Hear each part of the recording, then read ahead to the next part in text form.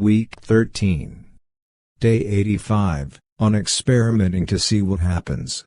It often feels like everything is so serious, that if you make one mistake, it will all end in disaster. But really everything you do is just a test, an experiment to see what happens. Derek Sivers. I learned how to feel good in spite of failure when I adopted the let's see what happens mentality. Now, whenever I want to try something new that has an uncertain chance of success, I tell myself it's an experiment. I assume that whatever I invest in it, I invest it to gather data, and not necessarily to get a return. For example, I started investing in video courses for my business. In the end, it was a spectacular failure, but I wasn't particularly worried about it because my experiment was still a success. It proved that my business idea wasn't a good one. I also learned a lot working on this goal, and that alone was worth it. I'm not sure if I would have taken action if I had told myself that this endeavor absolutely must deliver a positive return. You can apply the same mentality to every other goal. For example, if you're afraid that you'll fail to develop a habit of getting up early, consider it a 30-day experiment to see how waking up early will make you feel and whether you'll be more productive. When you think of it this way, you ensure from the get-go that no matter how your experiment goes, it's a success. After all, you aren't trying to make a permanent change, you only want to test a hypothesis. Usually, if the experiment goes well, it leads to a permanent change anyway, and that's the purpose of adopting this different mindset. You're breaking through the initial resistance by lowering your expectations, and you consequently eliminate the fear of failure. Day 86, on the spillover effect of success. I've come to believe that success at anything has a spillover effect on other things. You can take advantage of that effect by becoming good at things that require nothing but practice. Once you become good at a few unimportant things, such as hobbies or sports, the habit of success stays with you on more important quests. Scott Adams. The first time I discovered that success in one area results in success in other walks of life was when I started exercising. Thanks to my own efforts, I got stronger, lost weight and gained some muscle. This small success made me realize that I had control over my life. From then on, I embarked on other projects to change my life, including objectives as varied as overcoming shyness and building self-confidence, launching my first business, living in a foreign country, learning foreign languages, and eventually becoming a self-published author. If you don't believe in your abilities to succeed, heed Scott Adams' advice and pick something that requires nothing but practice to become good at it. Invest several months of your life into it, and when you notice progress, based entirely on your own efforts, not luck, I'm sure you'll discover in yourself the power to tackle other challenges. In addition to that, every goal you're consistently working on will help you develop the proper habits and traits needed to achieve success. Whether it's learning how to play chess, dancing, learning Russian, setting up a backyard garden, or mastering table tennis, the real-world experience of going from a complete newbie to a person knowledgeable about the topic will transform you from the inside out. Day 87, on attributing failure to external factors. When interpreting their own failures, individuals tend to make external attributions, pointing to factors that are outside of their direct control, such as luck. As a result, their motivation to exert effort on the same task in the future is reduced. Bradley R. Stotts. Failure can offer valuable feedback that will help you achieve your goal. Unfortunately, many people lose the learning opportunity by attributing the failure to an external factor, such as luck. Consequently, instead of identifying the root cause in something they did, they wrongly assume that they had no control over the situation. This not only makes them less likely to exert equal effort during subsequent attempts, which in itself reduces their chances of success, but also increases the risk they'll repeat the same mistakes over and over again. As a result, they enter a downward spiral. Each failure makes them less motivated to try again. and soon they give up, frustrated at how unfair the world is. It wasn't really the world that was responsible, it was their own failure to take responsibility for their failure and learn from it.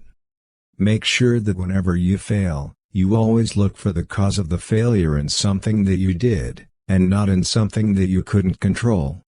Even when it looks as if something was indeed outside of your control, it doesn't mean that you didn't make any mistakes that might have increased the chances of such an outcome. Identifying those mistakes, even if they were only partially responsible for the failure, will help you in future attempts and prevent you from developing the unhelpful mindset that you don't have direct influence over your life. For example, if you weren't hired by your dream company, perhaps it wasn't your fault. Maybe there was a better candidate, the hiring manager didn't like you, or the company later decided against hiring a new employee. However, even in such a case, it's valuable to ponder whether there was anything you could have done better. Perhaps you could have improved your resume, asked better questions during the interview, or been better prepared for the questions you had assumed were unlikely to be asked. Maybe it still wouldn't have resulted in success, but at least that way you will have learned something new that will increase your chances of getting hired the next time, and consequently, you get to lift your spirits and boost your determination. Day 88, on the comfort zone. People will do almost anything to stay in their comfort zones. If you want to accomplish anything, get out of your comfort zone. Strive to increase order and discipline in your life. Discipline usually means doing the opposite of what you feel like doing. Dave Kekish. I used to be terrified of heights. When I was a teenager, I remember shaking with fear while I stood on top of a 130 feet, 40 meters, tower, afraid to approach the railing. Today, I hike through the high mountains and climb cliffs up to the same height as that of the tower. I jumped out of the airplane, visited the tallest building in the world as of 2017, Burj Khalifa in Dubai, and flew in a hot air balloon, things I would have never done in a million years if it weren't for my consistent attempts to face my fear of heights. Don't get me wrong, I still experience fear, but it has greatly diminished, thanks to years of stepping outside of my comfort zone. Exposing myself to heights was the opposite of what I felt like doing, but I knew it was necessary to help me grow. What started as a mere desire to get rid of a fear of heights turned into a full-blown personal transformation. Whether it's a fear of heights, an aversion to exercise, or any other kind of animosity toward the uncomfortable, scary, or out of the ordinary, stretching your comfort zone by gradually exposing yourself to such stimuli will lead to immense personal growth. I strongly recommend regularly stepping outside your comfort zone in both little and big ways. Little ways can include something as simple as pushing a little bit harder during a workout or working for a little while longer when you feel like you're about to fall asleep. Big ways include things like skydiving if you're afraid of heights, camping in the wilderness if your biggest love in life is your warm, comfortable bed, or learning public speaking when you're terrified of speaking in front of more than 2 people. As uncomfortable and difficult it is to step outside your comfort zone, it pays incredible dividends in the long run. Make it an inherent part of your life. Expose yourself to discomfort and face your fears head-on. Few things will change your life more than going outside of your comfort zone. 2. Day 89, on not making excuses. You have to deliver results when making excuses is an option. Dan Waldschmidt. Self-discipline comes down to choosing between instant and delayed gratification. Instant gratification feels good today but compromises your long-term goals, while delayed gratification usually doesn't deliver much in the way of instant pleasure, but it can lead to bigger rewards in the future. Sometimes you'll find yourself in a situation in which you'll be able to make excuses. They may even sound so sensible that, upon hearing your rationalizations, nobody would question your backing out of that situation. However, don't let them fool you, even if there's some legitimacy to them. In most cases it's still nothing other than choosing instant gratification. For example, If you want to establish a habit of jogging 3 times a week and one day it rains and you're afraid you'll get sick, you have a valid excuse to skip exercise. After all, there is a higher risk of getting sick when running in bad weather, right? However, it sets a dangerous precedent. You're making a decision that your habits depend on the weather. Your self-control, or your lack of it, is now at the mercy of external factors, largely dependent on whether jogging in the given circumstances is easy or not. Is this the right way to build mental toughness and self-discipline?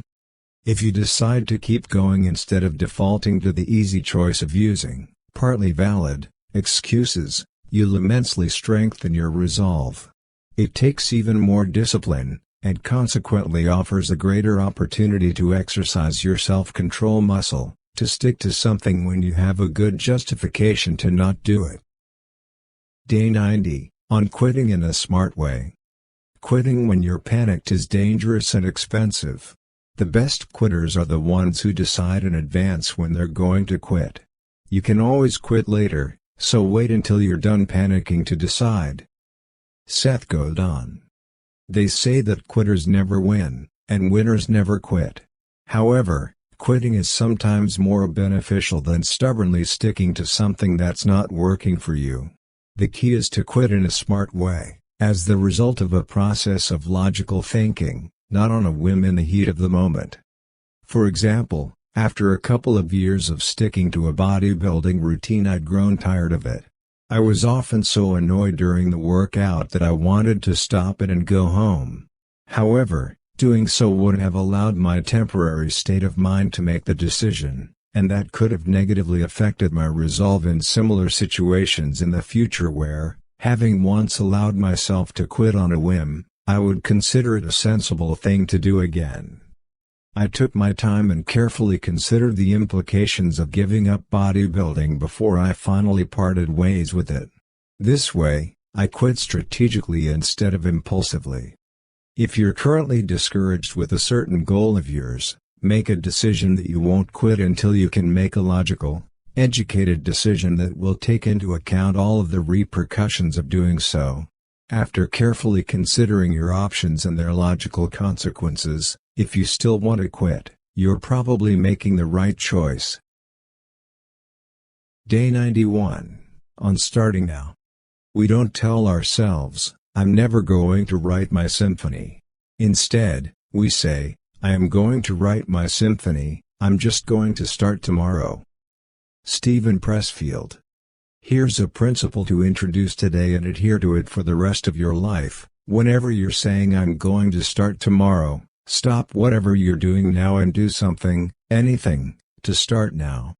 It doesn't have to be anything big, and it doesn't mean you have to be reckless and start working on your goals without any kind of research on how to tackle your new challenge. Just take an action that is in alignment with your new resolution, and it will take you at least a little bit closer to accomplishing your objectives. Let's say you want to start a new diet. Instead of saying that you're going to start tomorrow, take the first action today. Inspect your pantry, lay out on the table all of the foods that you're going to give up, and get them out of your house. If you want to start saving money, don't put it off until your next paycheck. Inspect your house. Find things you no longer use and list them online for sale. The money you make from selling your old possessions goes straight to your emergency fund. Such simple actions are real-world implementations of your new resolution and will greatly diminish the risk that when you wake up the next day, you won't remember your decision to change your life, or tell yourself that you need one more day before you start. They also make it easier to overcome your inertia and begin to develop momentum toward reaching your stated goal.